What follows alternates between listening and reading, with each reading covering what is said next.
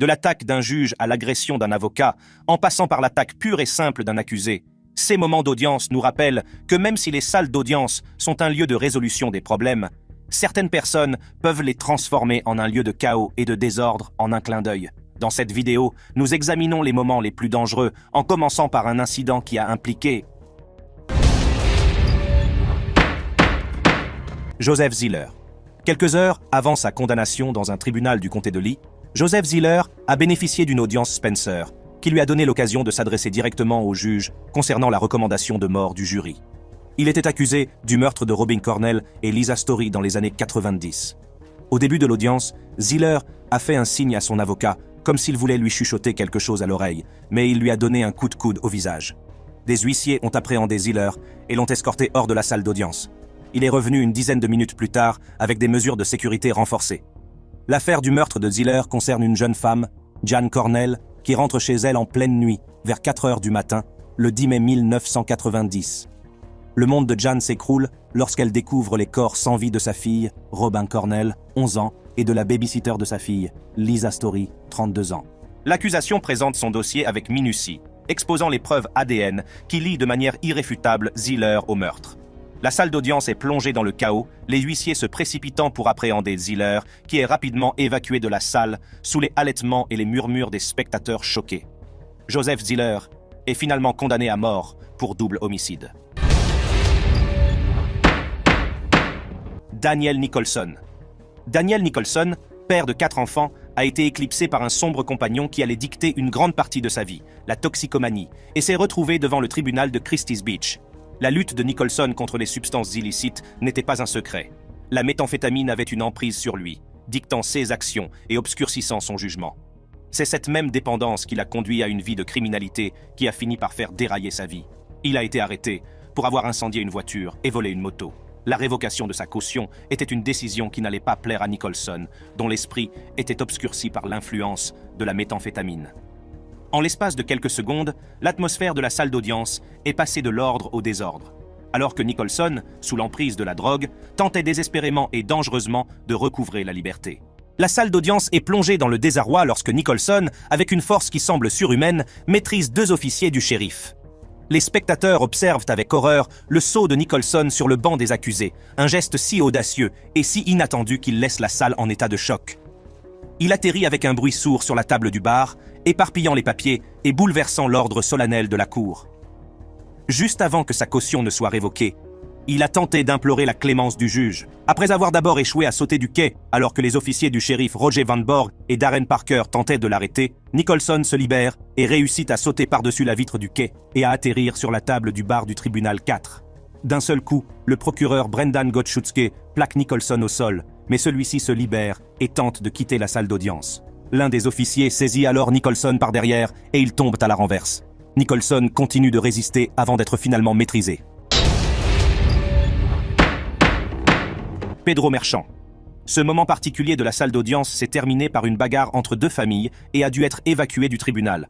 Pedro Merchant est l'accusé dans cette histoire et son procès a plongé le tribunal dans un chaos total. Le 20 mai 23, un jury a déclaré Pedro Merchant, l'homme de North Valley Stream, non coupable d'avoir tiré sur un jeune de 17 ans et de l'avoir tué à Hempstead, dans un tribunal du comté de Nassau. Pedro Merchant, 22 ans, a été inculpé de meurtre au second degré et de 2 infractions à la législation sur les armes en rapport avec la mort de Dante Quinones Wright, de Hempstead, mais il a été acquitté. Des mesures de sécurité supplémentaires ont été mises en place pour éviter que ne se reproduisent les violences qui ont entouré la mise en accusation de Merchant. Lors de cette procédure, une bagarre a éclaté entre des partisans de Merchant et la famille de la victime, et 6 personnes ont été arrêtées, 4 ont été blessées, et le tribunal a dû être fermé pendant 15 minutes. Michael Hart, qui a assisté à la bagarre, l'a décrite comme un véritable enfer. Un autre témoin de la scène, Caprice Reens, a déclaré qu'une telle bagarre était totalement inacceptable. Un membre de la famille de Pedro Merchant a proclamé son innocence à l'extérieur du tribunal.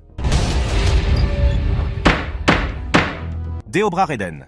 Deobra Redden, 30 ans, est également accusé de coups et blessures sur une personne protégée, de coups et blessures sur un officier, de coups et blessures sur un prisonnier, d'intimidation d'un officier public, d'extorsion et d'autres chefs d'accusation, en rapport avec l'attaque du 3 janvier contre le juge Mary Kay Holthus, lors de sa condamnation dans une autre affaire devant les tribunaux du comté de Clark. Il a déclaré qu'il essayait de laisser son passé violent derrière lui, plaidant pour ne pas être renvoyé en prison. Mais lorsque la juge a jeté un coup d'œil à son dossier en s'adressant à son avocat, elle n'en a pas voulu. Lorsqu'il a su qu'elle allait le condamner à une peine de prison, Redden s'est jeté par-dessus la table de l'avocat de la défense dans le puits de la salle d'audience, puis s'est précipité vers le banc des juges et a sauté par-dessus à la manière d'un surhomme directement dans l'espace judiciaire de la juge Mary Kay Holthus.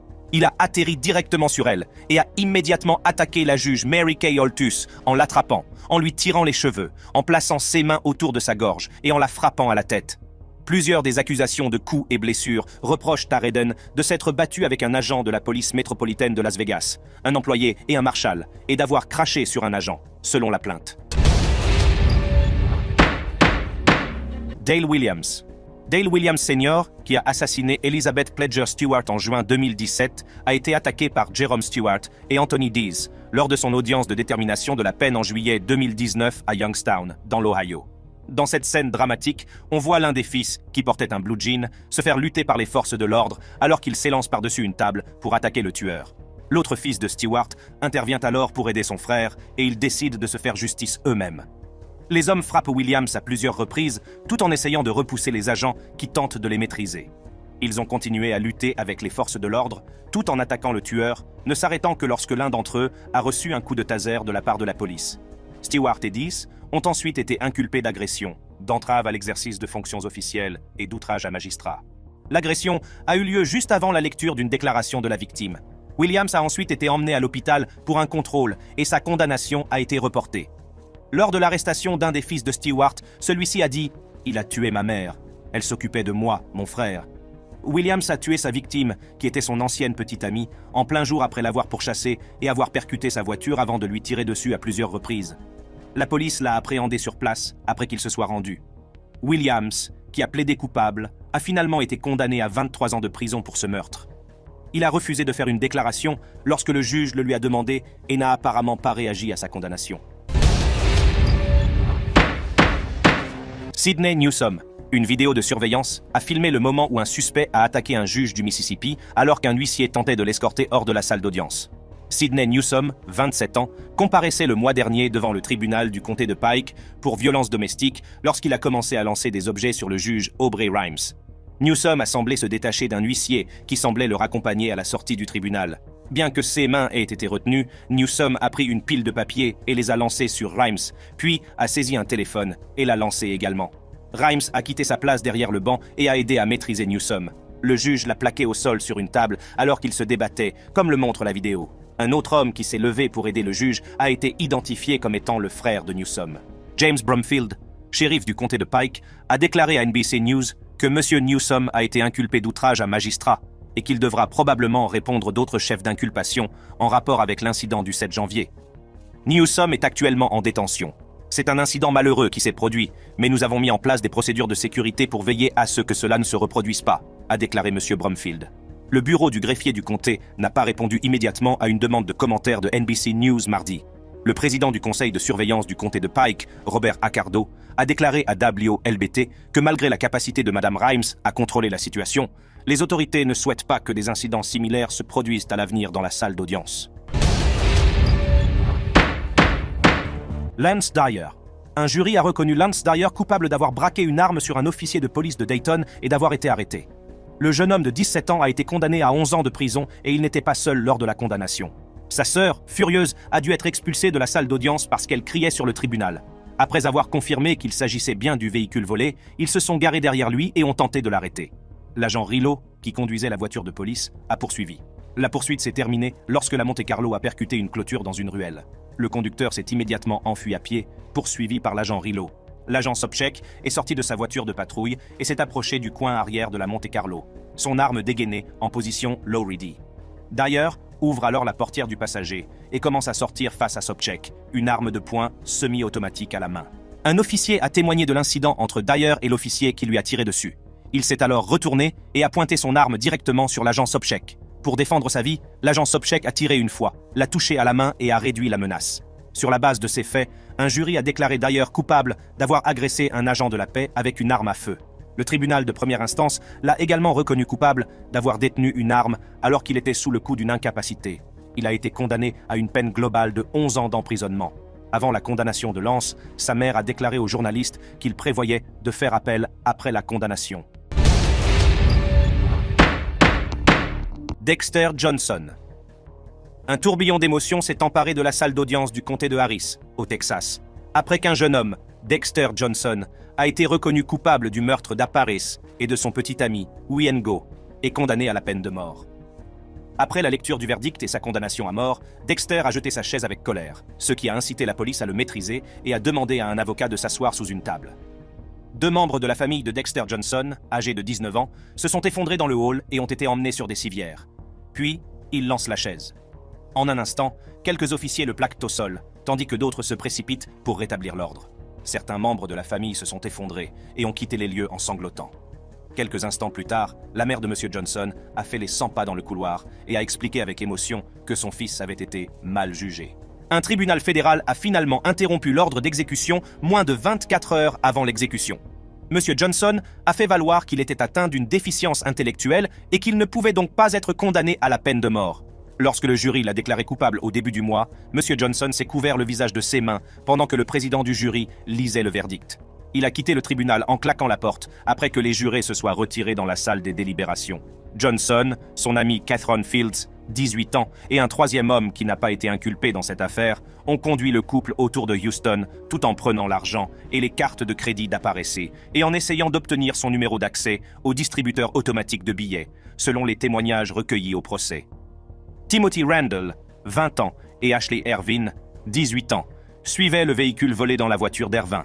Les procureurs ont déclaré que Johnson avait violé Aparis sur la banquette arrière de sa voiture après l'avoir garé près d'une zone de bois épais. Son petit ami a été contraint d'écouter l'agression à genoux, tandis que les 4 autres se moquèrent de lui. Johnson et Fields ont ensuite emmené Aparis, nu, et Ngo, torse nu, à 30 mètres dans les bois et leur ont tiré une balle dans la tête.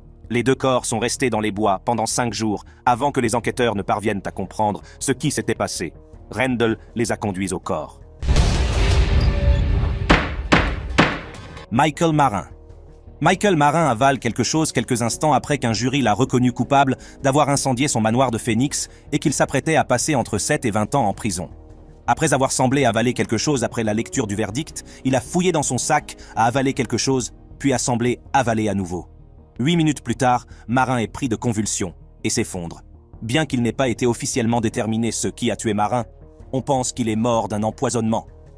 Le bureau du médecin légiste du comté de Maricopa attend les résultats des analyses toxicologiques pour déterminer les éventuelles substances ayant entraîné sa mort.